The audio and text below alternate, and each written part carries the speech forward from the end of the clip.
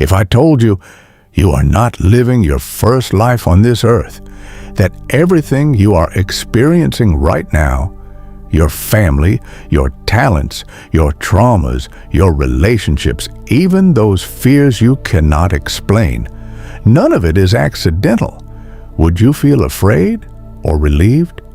Why do some people carry an unshakable sense of familiarity from childhood? Why do certain places feel like home the very first time you arrive? Why do some relationships begin as if they have already lasted centuries? Most people call these things coincidence, but in esoteric philosophy, coincidence is the echo of memory.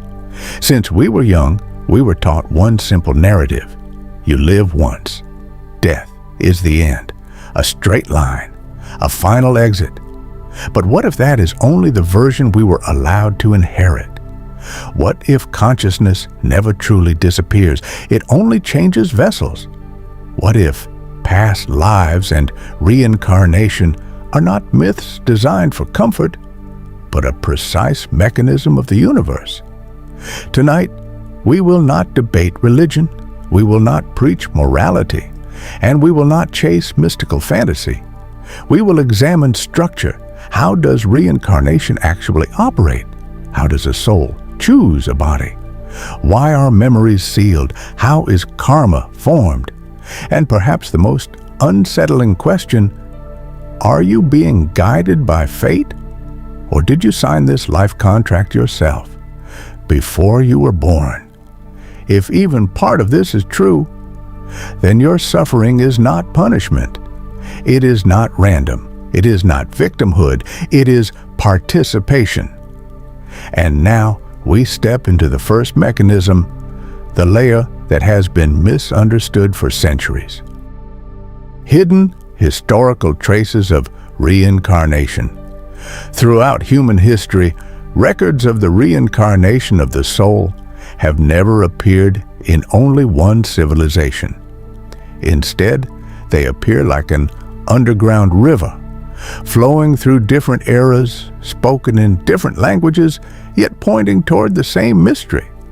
In the ancient Indian Upanishads, consciousness is described as Atman, something unborn, undying, a presence that simply enters different bodies over time. In the story of the Buddha's awakening, he did not suddenly gain wisdom. He remembered. He recalled countless past lives. Notice the word carefully, not creation, but remembrance. Now travel west to ancient Greece. The philosopher Plato proposed a startling idea. Learning, he said, is not the acquisition of new knowledge. It is the recollection of the soul. In his dialogue known as Phaedo, he suggested that human beings can recognize truth because the soul has already encountered it before birth. And if the soul had never existed before, then where would such memory come from?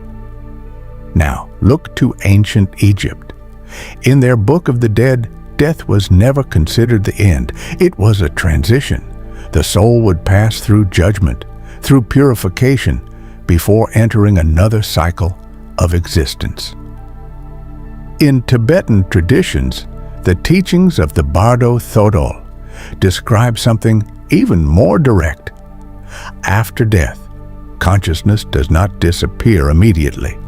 Instead, it enters an intermediate state, the Bardo. There, the soul encounters its own projections, fear, desire, unresolved attachments. These forces become the gravity that pulls the soul toward its next incarnation. And when you look across all these traditions, one realization slowly emerges. These civilizations were separated by distance, by culture, by time. Yet they all point toward the same structure. Consciousness does not vanish. It moves.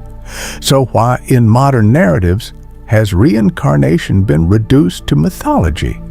Perhaps because once people realize that life is not a single, disposable experience, an entire system of fear begins to lose its power. If you no longer fear the final end, you become far more difficult to control. So the mechanism of reincarnation was never completely erased. It was simply deconstructed, turned into folklore, broken into fragments, hidden inside stories. But the most important question is not whether reincarnation exists. The real question is, if it does exist, how does it actually work? And that brings us to the first layer of the mechanism, not myth, structure. The first mechanism of reincarnation, karma, is not punishment. Before we go further, we must first dismantle one of the biggest misunderstandings. Karma is not revenge. It is not a system where you make a mistake and are later punished for it. The true mechanism of karma is much closer to something in physics: inertia. Every emotion you release, every powerful attachment you hold, every experience that remains unfinished, leaves behind an energetic residue. And these residues do not disappear. Over time, they begin to form structures within consciousness itself. Imagine this. In one lifetime, a soul becomes deeply obsessed with power, yet dies in the middle of a struggle for it. That unfinished desire does not end with the body. It remains like a magnetic field. And when the next incarnation approaches, consciousness is naturally drawn toward an environment where that experience can continue. This is not punishment. It is completion. Many people ask the same questions. Why do I keep encountering the same relationship patterns? Why do the same types of conflicts appear again and again in my life? The answer may be simple: because the lesson is not finished yet. The first mechanism of reincarnation is what we might call the return of unfinished energy. It is not that some external force is arranging your fate. It is that your own unresolved frequency is guiding you. This explains why some people are born with an unusual familiarity for certain fields of knowledge, why some children display astonishing talents at the age of 3, why certain fears appear in the psyche with no clear origin, yet feel deeply real. These are not random phenomena. They are residues. And the truly astonishing part is this: you were not forced to come here. In the intermediate state between lives, often described in Tibetan traditions as the bardo, consciousness enters a state of extraordinary clarity. In that state, you see the structures that remain unfinished. And from there, a choice is made. Not a completely free choice, but a choice shaped by your own frequency. You choose a family that will trigger your core lessons. You choose an environment that amplifies your deepest attachments. You choose a life story that brings you face to face with what was left unresolved. Hearing this may feel uncomfortable, because if even part of this is true, then you are not a victim of your life. You are a participant in it. But the story does not end here, because beyond unfinished energy, there is another layer, a deeper mechanism that is rarely discussed. Why does the soul forget? If reincarnation is about completion, why are we not allowed to return with memory? And that question may be the true core of the mystery. Why memory is sealed, the true mechanism of forgetting. If reincarnation truly exists, would it not be far more efficient to return with all of our memories? If you could remember the mistakes of your past lives, would you not avoid repeating them? At first, this idea sounds reasonable, but the deeper problem is this: true experience can only happen within the unknown. Imagine watching a film while already knowing every scene, every twist, every ending. Would you still feel immersed in the story? Would you still experience real fear, real love, real anger, real struggle? No. You would become an observer. And the purpose of reincarnation is not observation, it is immersion.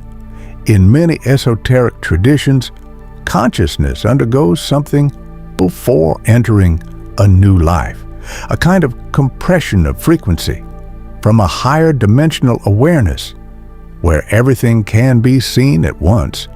Consciousness descends into a linear structure of time, and this compression is what we experience as forgetting. But it is not something taken from us. It is something temporarily hidden. Because if you remembered that you could never truly die, fear would lose its power. And if you knew that everyone around you was simply playing a role, you might never fully surrender to love. For experience to feel real, forgetting must occur. And only real experience can create real transformation. But the forgetting is never complete. Have you ever noticed moments when a sudden sense of familiarity appears without explanation? Moments when a place feels strangely known, even though you have never been there before? Dreams so vivid that they feel almost historical? Or the experience of meeting someone for the very first time, yet feeling as if you have known them forever? These are the cracks in the veil. The soul does not completely lose itself. It is only covered, and sometimes, during deep meditation, near-death experiences, profound trauma, or moments of absolute stillness, people briefly touch that layer of compressed memory. This may be why, in countless reports of near-death experiences, people describe the same moment. A sudden realization, I understood everything. That moment is not hallucination. It may simply be a temporary release of the compression. And so the second mechanism of reincarnation becomes clearer. Forgetting exists so that choice can feel real, but this leads us to one final question. If everything is shaped by choice, are we truly free? Or are we simply programs guided by the gravity of our own frequency? And to understand that, we must enter the final layer: free will and the structure of fate. Can you escape the cycle of reincarnation? If everything is guided by frequency, do we still possess free will? Or are we simply a self-running program, repeating similar scripts in different bodies? The answer is more complex than a simple yes or no. Reincarnation is not a prison, it is closer to a self-organizing system. This system reads the unfinished patterns within your consciousness and generates a life story that is most likely to happen. That is what we call fate. But fate is not a command. It is a default trajectory. Even while moving along that path, you still have the power to respond differently. And that space is where free will exists. Imagine a soul that has repeatedly avoided conflict out of fear. In a new lifetime, that soul may encounter situations where confrontation becomes unavoidable. The same theme appears again and again. Different people, different circumstances, but the same underlying lesson. If the soul escapes once more, the pattern grows stronger. But if it finally chooses to face the challenge, the structure begins to dissolve. Fate is not a fixed event. It is a repeating lesson. And the true way to break the cycle of reincarnation is not to escape life, but to complete it. Many people believe that awakening means leaving the cycle behind. But real awakening is not stepping outside the script. It is remaining inside the story without being driven by unconscious patterns. The moment you recognize, I keep attracting the same kind of relationships, in that moment, you are already standing outside the track, observing yourself. Awareness changes frequency, and when frequency changes, the forces that attract your experiences begin to change as well. This may explain why some people seem to experience a sudden shift in their destiny. It is not a miracle. It is not divine favoritism. It is the loosening of an internal structure. When unfinished energy is finally faced, integrated, and released, the magnetic pull of reincarnation begins to weaken. And the deepest form of freedom is not the power to choose every external event. The deepest freedom is the power to choose how you respond to it. A closing reflection. Perhaps reincarnation is not truly about life and death. Perhaps it is about the maturation of consciousness. Each lifetime is not a punishment, and it is not a reward. It is an opportunity to experience something more deeply. You were not thrown into this world, you entered it.